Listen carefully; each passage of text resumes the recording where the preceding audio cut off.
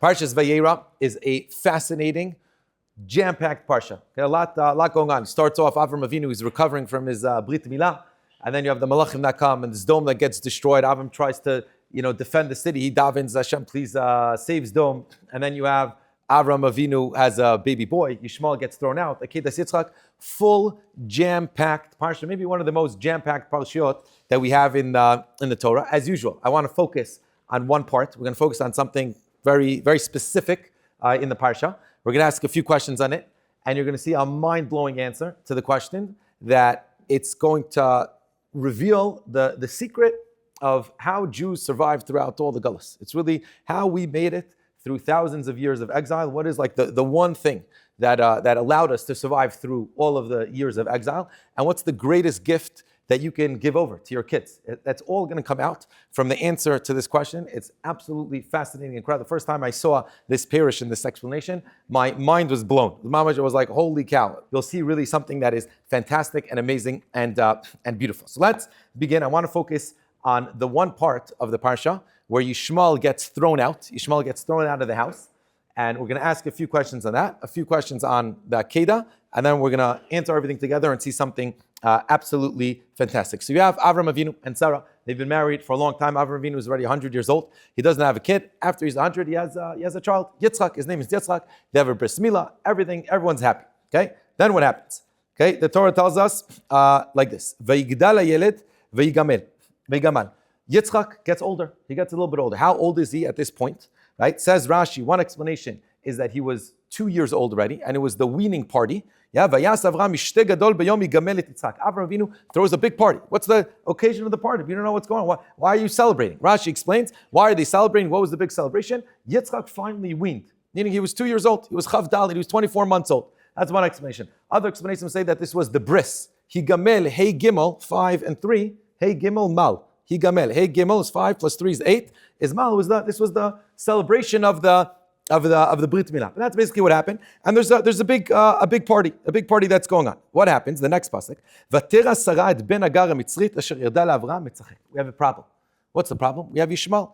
Yishmael is going to be, says Sarah, a bad influence on Yitzchak. I don't like him, she says. What's he doing around the house? He's making messes. He's causing problems with Yitzchak. Vatomer laAvraham garesh ha'ama azot ve'et bena.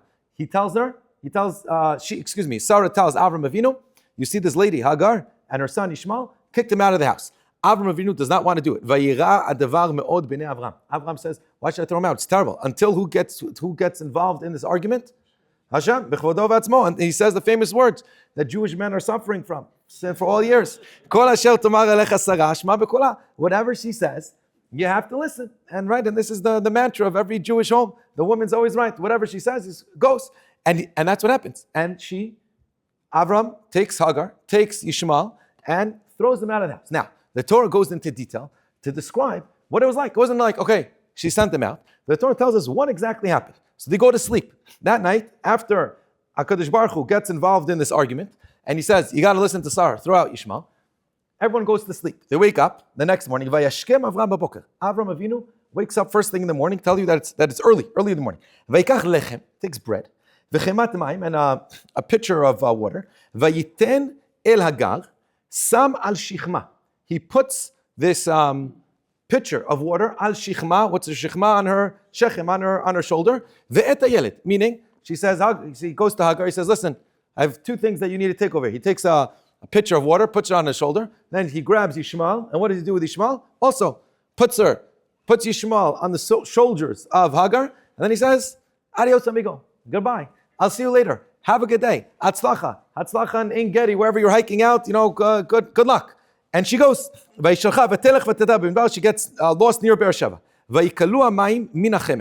The water from her Tami Arba, whatever it was, not her Tami Arba. What's that? The backpack thing that you have? The shlukerim. Right? You have the backpack in Israel. Anyone who comes to camp in Israel, the kid comes with a tik that has the water in the back with the shlukerim. The shluker runs out of water. So what does she do?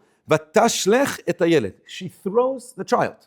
And she throws Yishmael, and she says, go leave him over there. She sits far away. I don't want to see the Yeled. I don't want to see this baby. I don't want to see baby Yishmael dying. HaKadosh Baruch Hu hears her cry, and he says, don't worry. he's also going to be a great leader. And then says the pasuk, Kumi si'i tanach. What should he do? Pick up the child and v'achzik et yadech. Hold on to him, grab onto him, pick him up, and walk back. And she was safe. That's the psukim that deal with Avraham Avinu throwing out Hagar and Yishmael. Now I want to focus on one very specific, unique thing that hopefully you picked up on, and that is that it seems clear from the psukim that Yishmael is a baby, right? He's a little kid. Why is he a little kid? Because Avraham Avinu says, "Here, Hagar, here's your bottle of water, and also, by the way, hold on to little Yishmael." Right? She puts him on shikma, puts him on the shoulder, and he grabs it. And then there's no water, so what does she do? She throws the child. She throws him away.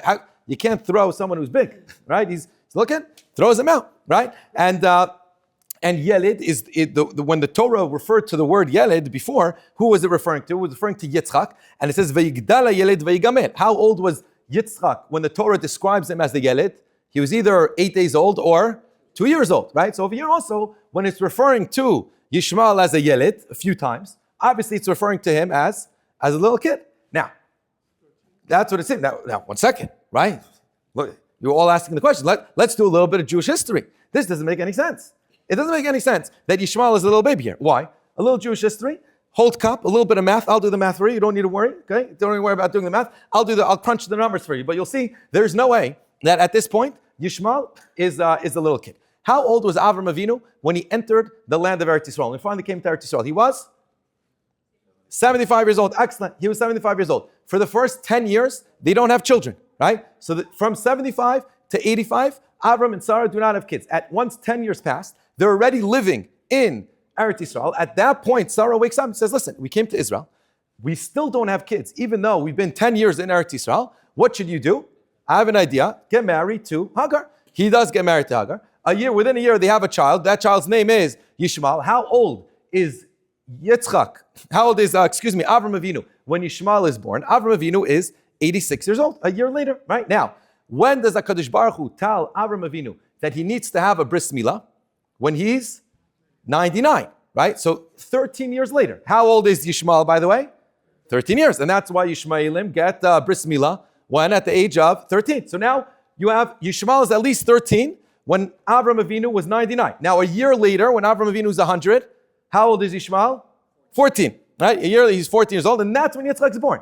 Now, this big party that Avram threw for everyone, right? When was it? It was either at the bris milah, like we said, or it's when he was 2 years old. So at this point, Yishmael is either 14 years old or 16 years old. He's a little Hamasnik already. He's a little PLO mechaber. He's not a little baby. He's not a little kid, right? He's someone. He's mamish. Like he's a little. What does it mean that you read the psukim? Avram took Yishmael and he said, "Here, Hagar, hold on to him." Imagine a little Hagar, right, with a little bag, and then Yishmael, 16 years old, plopping on top of him. She throws him. What do you throws him? He's an adult man, right? He's 16 years old. That's the first question I want to ask you. Again, you read the psukim. Could be you read this psukim your whole life. You're like, okay, yeah, fine, whatever, right? That's why we have the Parshat Vayeira. You stop. You take a little bit. You focus in a little bit. You're like, Rabbeinu Bachya, what's going on over here? So that's question number one that I like to ask you, which is a bomb kasha. The Rishonim. A lot of the Rishonim asked this question already. How do you read the psukim?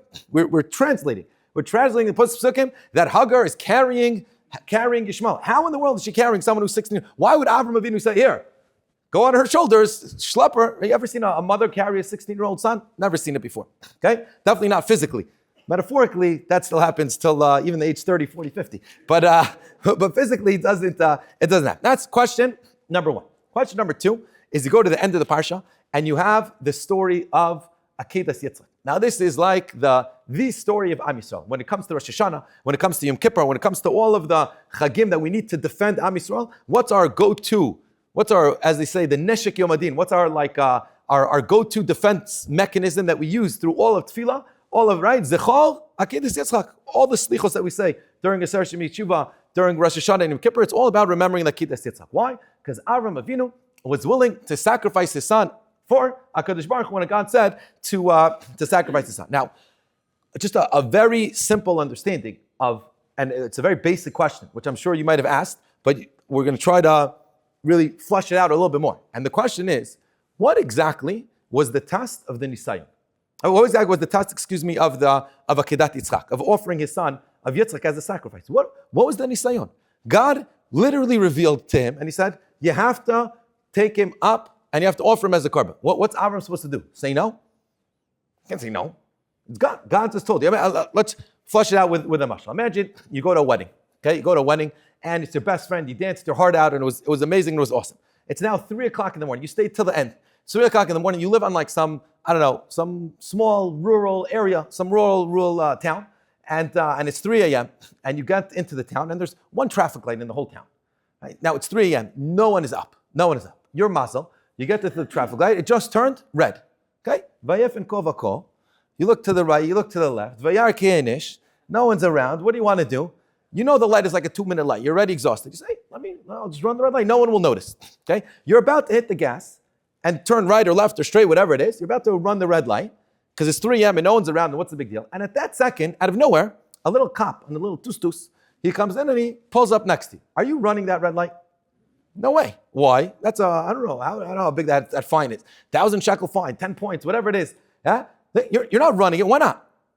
Because you're not an idiot, right? The cop is for sure going to give you a ticket. He's standing right there. What God tells Avraham Avinu, take Yitzchak and bring him up as an offering. Does he have an option to say no? He doesn't have an option to say no. So what exactly was the nisayon? If I put a gun to your head and I say, do 10 push-ups, and you do 10 push-ups, wow, right? Like you had to do it. You had no other option.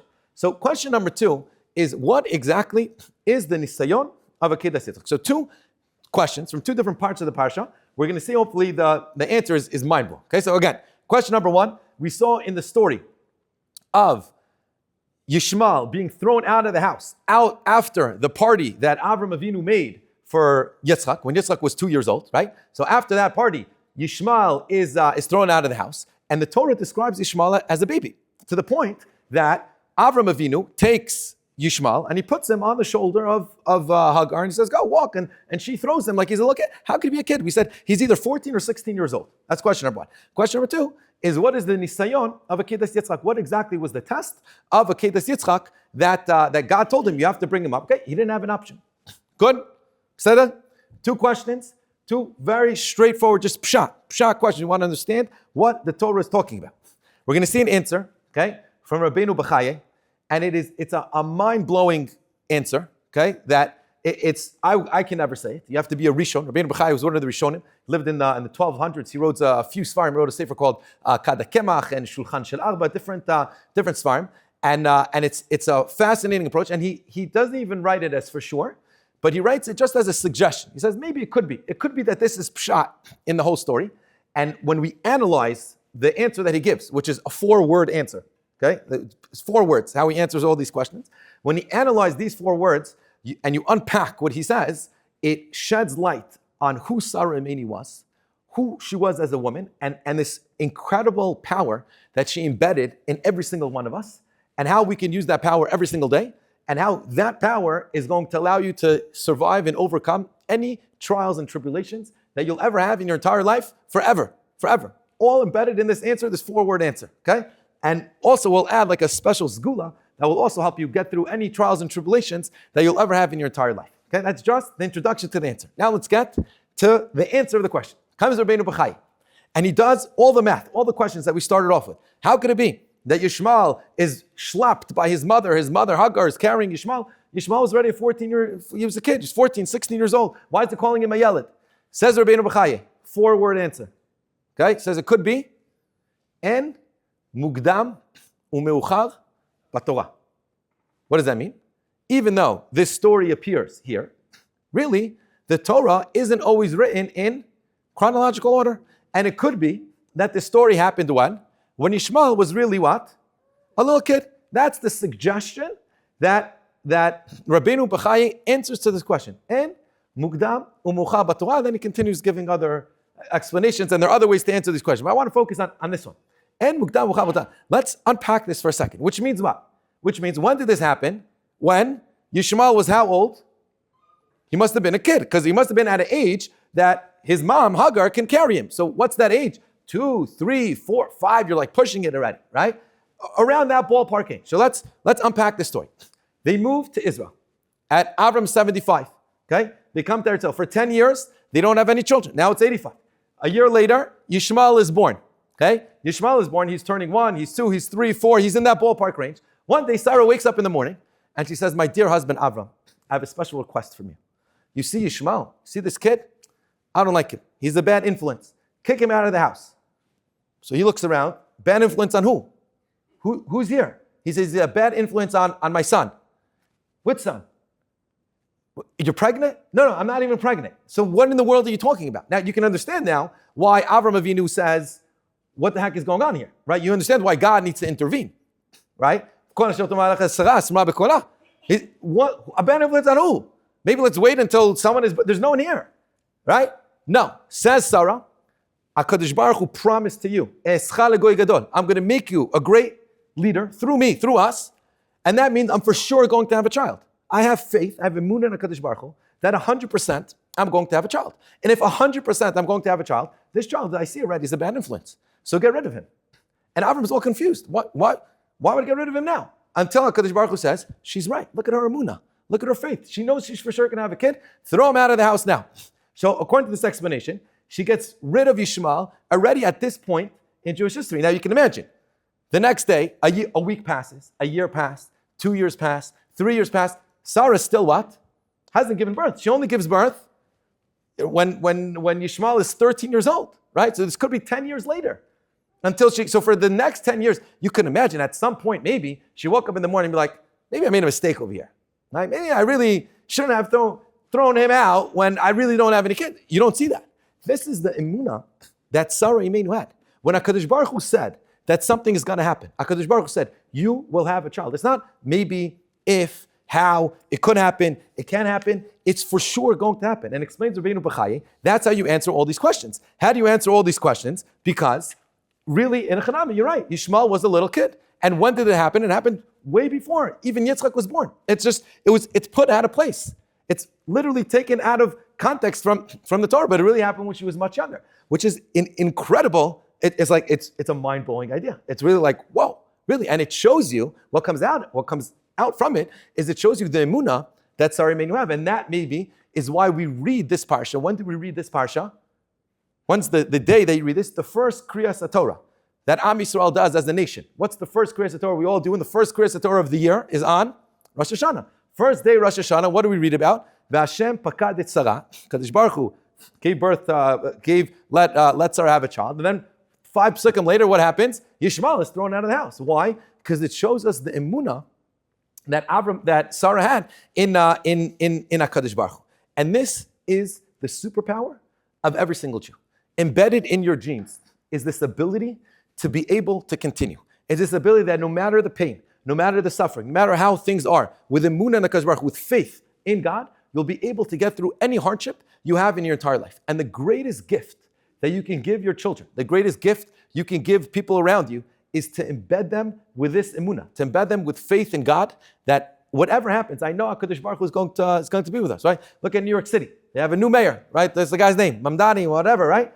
Who knows what's going to happen? But what's for sure going to happen is that Am Yisrael is going to be around, right? We're for sure going to be here. We're not going anywhere. Yeah, we're not going anywhere. Hopefully, we'll leave New York and come to Eretz Yisrael with the Beis HaMikdash, right? But and this might be the first step to that. But what's for sure is that we are every day we wake up, we say Ani Mamin, Be'emunah Shleima. I have faith that HaKadosh Baruch Hu created the world and He runs the world, and there's a rhyme and a reason to everything. Again, we'll mention the hostages. Look at all the hostages that when they came out. What's the one thing that they spoke about? What got them through all the trials and tribulations in captivity? It wasn't their political affiliation. It wasn't the party that they voted for. It wasn't the math equations that they learned in school. What was the one thing that got them through the 2 years of captivity? They all say it was one thing. What was it? Emunah and HaKadosh Baruch Hu. Agam Berger, when she got on the helicopter, she wrote on the sign. What did she write on the thing? B'derech emunah bacharti. I chose in emunah, u'v'derech emunah shafti. And the way that I came back home is through emunah and HaKadosh Baruch Hu. I have in our shul, unfortunately, we have 2 families that are fallen soldiers. There's the Chittis family and the Rosenfeld's family. Whenever I speak to the parents, they say, "How do I wake up in the morning?" One word. They always say, emunah. Emunah and HaKadosh Baruch Hu. We mentioned last week that we're here in the shul, Oel Ari, right, which is named after Ari Weiss, Tzaddik Livracha, Hashem Yikom Damo. And it's a schos to be able to sit here and to learn in his merit, in his honor. And it's the emunah that Rabbi and Rebbetzin Weiss have to continue, to wake up every day, to come, to learn. And just seeing them is inspiring for all of us to continue. And I want to share with you actually something maybe you know, maybe you know, maybe you don't know. It's actually a New York Times article from 25 and a half or more, almost 26 years ago. And it was from January 1st, 2000, the turn of the millennium. For those of you who are alive then, the whole world, everyone thought that when the clock strikes January 1st, 2000, it's going to be Y2K, I think it was. The whole world is going to blow up, and all the electricity, all the computers are going to implode. Everyone thought it was the whole thing. I was living in Washington Heights at that time, and I remember the security guards it was on a Shabbos. It was a Friday night, and the security guards, they came and they knocked on the door like 11 o'clock, and they brought like flashlights, and they turned them on. And they said, in case all the electricity in the whole city goes off, you'll have at least flashlights to whatever. We said, don't worry, we have Shabbos candles. We're good. Everything's right. We're all okay. So in the New York Times, the front page of the New York Times that year, they had 3 front pages. One was January 1st, 1900, 100 years ago. They reprinted the front page from 100 years ago. The second page was January 1st, 2000, meaning the news of that day. And then the third front page that they had was January 1st, 2100. Okay, 2100. And I printed to you the front page of what it was. Okay, and they have like all these like funny, like chalaimis, like imagination headlines. Robots demanding equality, right? Officials found to misuse weather controlling satellites. Okay, all these like bubba mices of like what might be in 100 years from now. Okay, now on the bottom over here in this tiny little area right there's a little tiny ad on the bottom which you can't see, but I blew it up for you. Okay, I blew it up for you, and I'll read you what it says. It's a little, it's the blown up, and it says like this. Okay. Jewish women / girls light Shabbat candles today, 18 minutes before sunset. In New York, 4:39 p.m. Elsewhere, touch for local time for information. Advertisement. In other words, there's a little ad over here in the year 2100 with the time for Adlakas Neros. The first thing I did was maybe they got the time wrong because it's the New York Times, and anything they write about the Jews is probably incorrect. But I checked, and it was right. Further in. But what's the story behind it? What's the story behind it? Why in the year 2100 there's going to be an ad? Now it could be with Mandani. There'll be no Jews in New York in 2100. But if there would be, right? So they were foreseeing, and they put in the time for Adlakas Neros. Right, in the year January 1st, 2001. Why did they put that in? What a strange thing. So they interviewed the editor of the New York Times magazine, the New York Times newspaper, and he said something very simple. He said the whole front page, it's all bubba mices. It's all fiction. It's all made up. Right, the whole thing is right, robots and this. He said whenever you have a lot of bubba mices, you need to ground it with one truth. Right, what's the one truth that we can ground it with? There will be Jewish women in 100 years from now lighting Shabbos candles at 4:39. How do we know that? Because Am Yisrael Chai. Because Am Yisrael is going to live on forever. How do we know Am Yisrael is going to live on forever?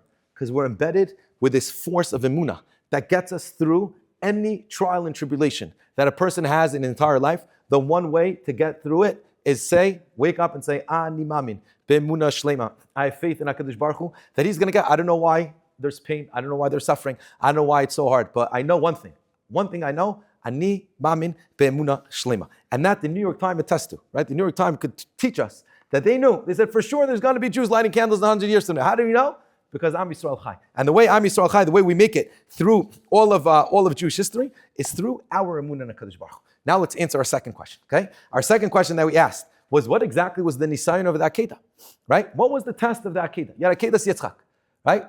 He didn't have a choice. A God comes to Avraham and says, Avraham, you got to bring up your son. We said it's like you're 3 a.m. You're by the traffic light, and then the cop rolls up. You don't have an option. You can't say no, right? What's that? What's the nisayon? So it's an amazing idea that HaKadosh Baruch Hu told Avraham. He made Avraham 2 promises, or a promise and a commandment. One promise, he said, Ki bi Yitzchak yikareh lecha, which means you're going to have children through Yitzchak. Yitzchak is going to be the continuation. You're going to have a child, and he's going to be the continuation. But at the same time, he also told him, Ve'aleo le'olah, bring him up as a carbon, as a sacrifice. So at that moment, you have 2 contradicting views, two contradicting statements from HaKadosh Baruch Hu. One says, you're going to have children through Yitzchak. The other says, You have to bring him up as an Ola. So first thing, if you're Jewish, what would you do? This makes no sense. You're asking questions. You have a million questions you ask. Right? Kodesh Baruch Hu, why this, why that? You told me this, how could you tell me that? Right? Or the second option, if you don't want to ask questions, what do you probably say? God changed his mind. Right? Those are two options. Either you can ask a question, how could these two live in tandem? Or you answer yourself already. Okay, he told me this, but now he changed his mind. Avram didn't do either. What did Avram do? Avram believed. Ki b'Yitzchak yikar lecha zera. You're going to have children through Yitzchak. And Avram also knows that what do I need to do now? I'm going to bring him up as a carbon. Now, how do those two live in tandem? I have no idea. But that's emunah. Emunah is that I don't know. I don't know and I don't need to know. God told me, bring him up as an offering. God told me, you're going to have children through him. How do those live in tandem? It's impossible. It's impossible for those two statements to live in tandem. And he's right. But emunah is saying, makes no sense to me, but I'm still doing it. And that's what kept Am Yisrael alive, and that's embedded in our genes. And who says this the most amazingly is Rav Tzadok HaKohen Milublin. Tzadok HaKohen Milublin. He says, look at, right, you have Sarah. Sarah Meinu already, when she saw Yishmael at age 4, she threw out Yishmael because she knows for sure she's having a child. Avram Avinu, she had that emunah. Kadosh Baruch said you can have a child. She had that emunah. Avram Avinu, her husband, also. This unbreaking emunah. Kadosh Baruch Hu said, bring him up as a carbon. And he also told me that I'm going to have children from him. How does that live in tandem? I don't know, but that's emunah. They both have amazing emunah. As for Tzaddik HaKohen Milublin, why is it that the Jewish nation was born out of such cuckoo-ness? He said, it's cuckoo, right? He said, why can't they just have normal kids at a normal age and that's it, right? Like, why? He needs to be 100, she needs to be 90. Why so much? And I want to read you the words of Tzaddik HaKohen, because you have to, if you walk away with anything from the shiur, walk away with this. Okay, he says like this: Kol binyan ha'uma Yisraelit, the whole building of the nation of Am Yisrael. Where did we all come from? We all came. The birth of the nation of Am Yisrael was the birth of Yitzchak. Kol binyan ha'uma Yisraelit. Achar ha'yush ha'gemur was after it would seem any other person would give up. The Avraham v'Sarah skinim. Avraham and Sarah, they're old. Any person on the outside looks at Avraham and Sarah. He's an old guy. He's 100 years old. He's going to have a kid. She's 90. She's going to have a kid. It's a joke, right? Aval be'emet. Me'et Hashem ha'et hazot. They all came from HaKadosh Baruch Hu. Why did he do this? Sheyeh binyan ha'uma davka echer ha'ish kamur. That the nation should be built after everyone else seemed to give up. Why? Ki zeh kol adam Yisraeli. You know what it means to be a Jew? He says, this is what it means to be a Jew. Le'amin she'en lityaesh klal. You should never give up. Why? Dile'olam Hashem yitbarach yachol lazor. Because HaKadosh Baruch Hu can always help. We were born out of such a cuckoo circumstances of Avram being 100 and Sarah being 90. Why? To tell you that you should never, ever, ever give up in your life, because embedded in your genes, when you're born as a Yid or you converted, became part of the nation of Am Yisrael, what that means is that you have the word Yush is not in your lexicon. It's not in your dictionary. It doesn't exist. And through emunah, you can get through any hardship. And that's all the hostages, like we said before. How do they get out? B'derech emunah b'charti. And we'll end off with this skula. There's a fascinating skula from Rav Chaim Vital. And I personally have seen miracles from this, but also you can try it yourself. And they say that the Belzer Rebbe was saved by this. In the Nefesh HaChaim, Rav Chaim Volozhin, not Rav Chaim Vital, Rav Chaim Volozhin, in the Nefesh HaChaim, in Shar Gimel, he says, you want a skula. People today, they're looking for skulas, all sorts of different skulas. So he says, the one skula that can get you through anything is to always have like a clarity of emunah, of enod milvado, and that will get you whatever you want. And I want to read it to you because it's fascinating, and you can search it online, get a clip of this, put it in your pocket, in your wallet, and whenever you need help and whatever it is, take it out and just read it and read it and read it, and you'll see nisim v'niflot. And it says like this: Uvemet hu inyan gadol v'zgula nifla. You want a big zgula and a big thing, la'asir u'levatel ma'alav kol dinim, in order to abolish any negative things that are going against you, v'retzonot acharim shelo yichlu lishlot bo, and other people's intentions that they want to affect you. What you need to do? V'lo yasu shum roshem klal, that other people should have no negative effect on you. What do you need to do? K'she'adam kovea belibo, that a person internalizes in his heart. Lemo, to say, Halo, Hashem hu ha'elokim ha'emiti. Hashem is the one God. Ve'en od milvado, and there's no one else besides for him. Yitbarach shum koach ba'olam, no other force. Ve'kol ha'omot klal ve'akol maleh rak achduto ha'pashut yitbarach shema. There's only one God, and the whole world is controlled by this one God. U'mevatel bilibo bitul gamur ve'no mashgiach klal al shum koach ve'ratzon ba'olam. And in your heart, you come to realization that there is no other force in the world besides the Kadosh Baruch Hu. Mishabed u'medabek toar machshavato rak la'adon yachid baruch hu, and you become subservient to HaKadosh Baruch Hu, and all your thoughts are that just HaKadosh Baruch Hu runs the world, ken yaspiku yitbarach biyado, shememele yitbetlu me'alav kol kochot v'ritzonot shebe'olam, shelo yichlu lifol lo shum davar klal. And what will happen automatically? Any people or any things, any forces that are trying to go against you, against the person himself, what should you do? You have this emunah, and automatically everything would fade away. This says Reb Chaim Vital, when a person is in a tzara, person needs Reb Chaim Volozhin, person is in a tzara, a person that needs a salvation, take this out and read it over and over. And they say that the Belzer Rebbe, that's how he was able to escape. That he took this piece of paper and he read it over and over. And during the war, whenever the Nazis came out, no one actually stopped to try to happen. So we saw something absolutely unbelievable. Unbelievable. We started off the shiur. We said, Yishmael, he's 16 years old. How is Hagar carrying him? Right? Avraham Avinu, what was the nisayon of the Akeidah? What was the test of the Akeidah? Right? He didn't have an option. God had to tell him. Right? God told him, you have to take up your son. You have to bring your son as a carbon. So we saw from Rabbeinu Bachya, in a mind-blowing idea. He said the whole story with Yishmael being Hagar carrying Yishmael, it wasn't there. He wasn't 16. It was way before. And if it's way before, let's do the math. That means he was thrown out before Yitzchak was born. Why was he thrown out before Yitzchak was born? Because Sarah had emunah in HaKadosh Baruch Hu that she's for sure going to have a child, and this child is going to have a bad effect on him. And that was also the nisayon of the Akeidah. The nisayon of the Akeidah is how do two conflicting messages live in tandem? How does Va'aleu Lola bring him as a carbon, and that you're going to have children through Yitzchak, how do those live in tandem? I don't know. But that's what HaKadosh Baruch Hu said. And this emunah that is embedded in every Jew, and says Tzaddik HaKohen, that's why we come from a cuckoo beginning. We come from a cuckoo beginning to tell each and every single one of you, you're all cuckoo.